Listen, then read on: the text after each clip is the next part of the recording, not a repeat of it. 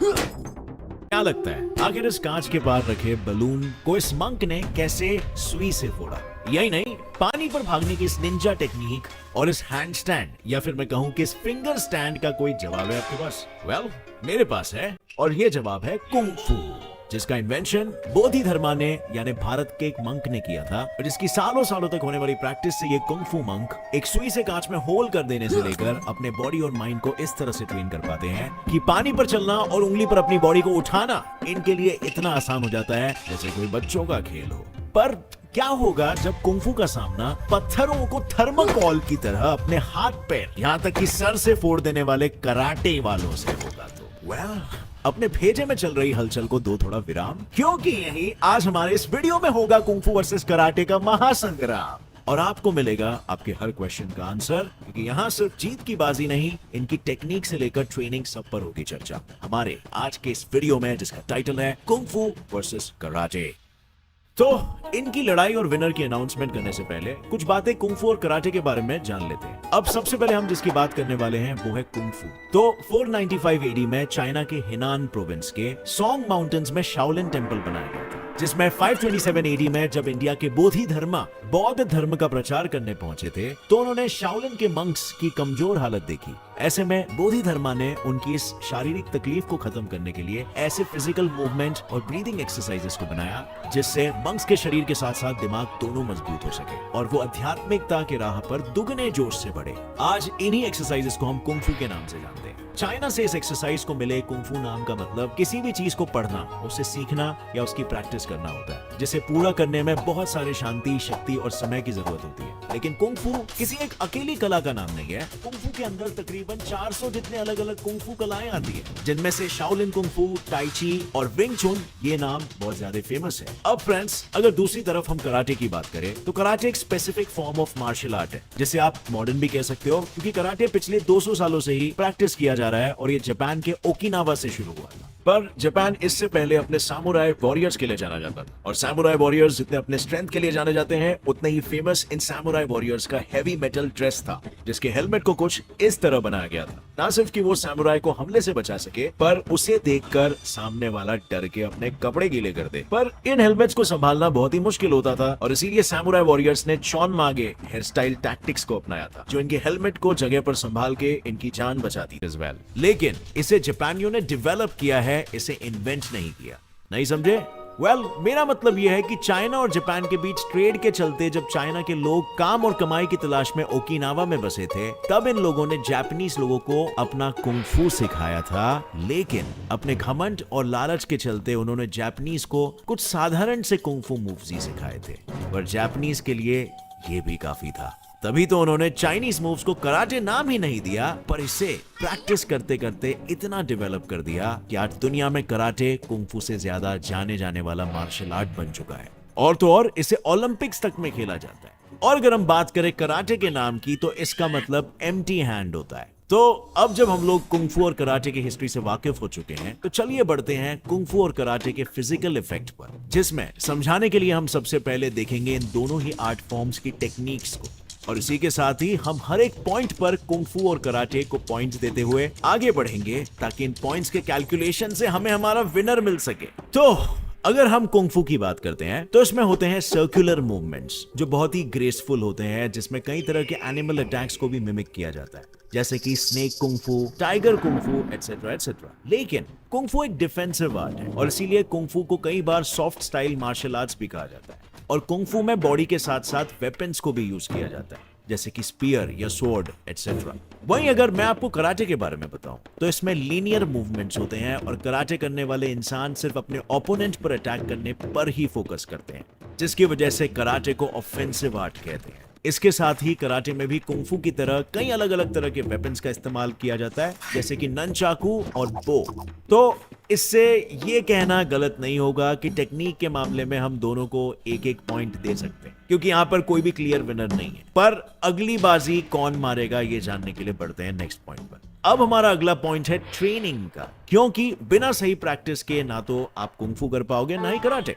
तो कुंग-फू की ट्रेनिंग 3 तरह से होती है। फर्स्ट यी गुन कुंग, यानी ऐसी एक्सरसाइजेस जो टेंडन्स यानी वो मसल्स जो हमारे जॉइंट्स को इलास्टिसिटी देते हैं उस पर वर्क करके फिजिकल मूवमेंट को स्ट्रेंथन किया जाता है। सेकेंड है साई चोई कुंग, यानी आपके बॉडी और माइंड को क्लीन करने वाले एक्सरसाइजेस। और थर्ड है सेमी कुंग, यानी जिसमें मेडिटेशन प्रैक्टिस आती है। इसमें प्रैक्टिशनर से स्टेशनरी और मूविंग एक्सरसाइज करवाई जाती है जिससे वो अपने बॉडी के अंदर के ची यानी कि एनर्जी के मूवमेंट को सेंस, इंप्रूव और फिर कंट्रोल कर सके। कुंग-फू में की जाने वाली ट्रेनिंग बेसिक जैसे कि स्ट्रेचिंग, स्क्वाट्स और स्प्लिट से शुरू होती है और फिर वक्त के साथ इन बेसिक एक्सरसाइजेस को बदलने की बजाय इन्हें और डिफिकल्ट कर दिया जाता है। और ये प्रैक्टिस कितनी हार्ड होती है इसका अंदाजा आप इस बात से लगा सकते हो कि कुंग-फू करने वाले अपने स्कल्स को मजबूत कराने के लिए अपने सिर को एक दूसरे के सिरों से टक्कर देते हैं। पाम की स्ट्रेंथ के लिए वो पानी से भरे घड़ों को हाथों से तोड़ते हैं और उंगलियों की मजबूती के लिए वो पेड़ की छाल तक में होल कर देते हैं। पर ऑब्वियसली ये सब वो एक दिन में नहीं करते। इस एक एक मूव के पीछे उनकी सालों की मेहनत होती है और यही वजह है कि शाओलिन टेम्पल में 3 साल से बच्चों को ट्रेनिंग देना शुरू कर देते हैं, जहां सुबह 5 बजे से लेकर रात को 11 बजे सोने तक इनके हर मिनट का टाइम टेबल पहले से ही बना होता है।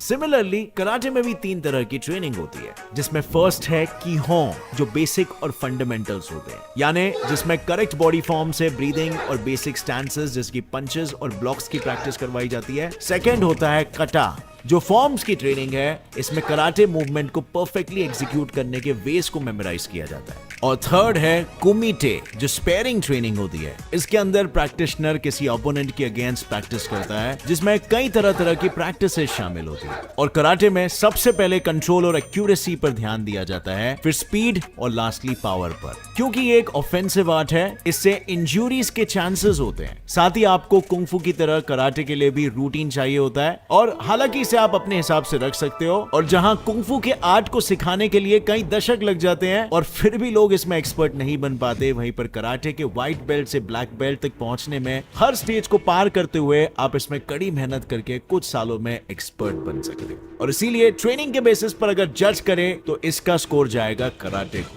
Kung fu 1, karate 2। पर स्कोरबोर्ड देखने वालों, पिक्चर अभी बाकी है, क्योंकि अब हम देखेंगे कि कुंग-फू और कराटे का लोगों पर मेंटली इफेक्ट क्या होता है, जिसमें सबसे पहले देखा जाएगा कि इन दोनों में लोगों को कौन कौन से वैल्यूज और डिसिप्लिन सिखाए जाते हैं। अब कुंग-फू हो या कराटे, इन दोनों में ही आपको सेल्फ डेवलपमेंट यानी confidence building, physical activity, group experience, relaxation, concentration, assertiveness, directiveness और आपके ऑनेस्ट कम्युनिकेशन को बूस्ट मिलता है। साथ ही पेन टॉलरेंस, परसिवरेंस, फियरलेसनेस, आपके वर्च्यू एंड लीडरशिप सबको प्रमोट किया जाता है। इतने सब के साथ मार्शल आर्ट के ये दोनों फॉर्म्स लोगों को फाइट करने पर नहीं, फाइट ना करने की सीख देता है। और कुंग-फू सीखने वाले लोगों को तो ये कसम भी दिलाई जाती है कि वो कुंग-फू का इस्तेमाल सिर्फ और सिर्फ अपने सेल्फ डिफेंस के लिए ही करेंगे। यानी इस बार भी स्कोर के मामले में दोनों को मिलेगा 1-1 पॉइंट्स, और इससे कुंग-फू 2 और कराटे 3 स्कोर पर पहुंच चुके हैं। पर अगर हम इन दोनों को टेम्परामेंट के बेसिस पर जज करें तो क्या होगा मेरे भाई? चलिए ये भी देखते हैं। अब कुंग-फू में इस्तेमाल होने वाली ब्रीदिंग टेक्निक्स मंक्स को पावर ही नहीं देती, उनके बॉडी को काम भी रखती है। और कई रिसर्चर्स का ये भी कहना है कि मार्शल आर्ट जैसे कुंग-फू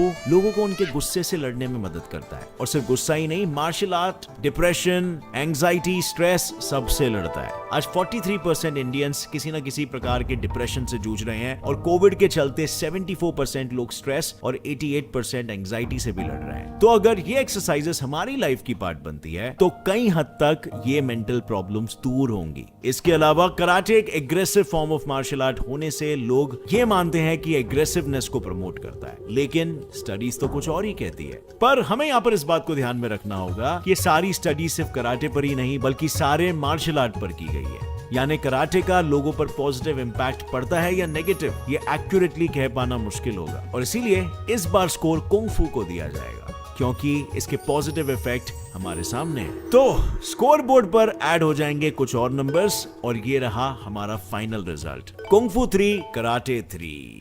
ओहो हो, ये स्कोर बोर्ड तो आ गया बराबरी पर। तो क्या लगता है, करवा ही डालें इन दोनों फॉर्म के मास्टर्स की लड़ाई, जिससे हो सके हारने जीतने वाले की सुनवाई। अब आप और मैं ये कैसे करेंगे? वेल, इसके लिए हमारे पास है एग्जाम्पल्स, जिनके बेसिस पर हम ये डिसाइड कर सकेंगे कि कौन जीतता है और कौन हारता है। तो करिए मैच शुरू। और वाह, मैच शुरू होते ही कुंग-फू मास्टर ने कराटे मास्टर की किक को उन्हीं के खिलाफ इस्तेमाल करके उन्हें जमीन पर दे पटका। वाह, और ये क्या, अब कराटे मास्टर पर किक की बारिश और फिर कराटे के इस फाइनल मूव को नाकाम करके ये फाइट कुंग-फू मास्टर ने जीत ली है। Well, that's nice. पर अगली फाइट भी देख लेते हैं। अब ये वाली फाइट देखो।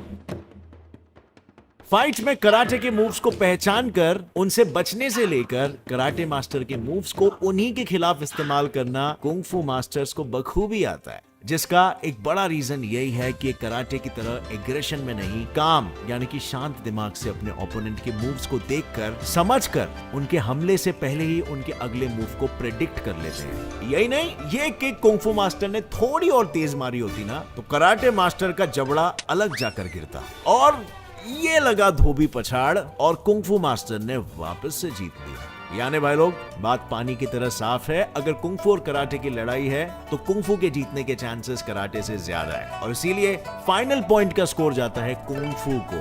तो स्कोर है कुंग-फू 4 और कराटे 3। यानी हमारे आज के कुंग-फू वर्सेस कराटे का विजेता winner winner chicken dinner kung fu को जाता है। अब फ्रेंड्स, मुझे नीचे कमेंट्स में बताना कि आपको दोनों में से कौन सा आर्ट ज्यादा पसंद आया। पर्सनली हार जीत को साइड में रखो, ज्यादा इंटरेस्टिंग आपको क्या लगा।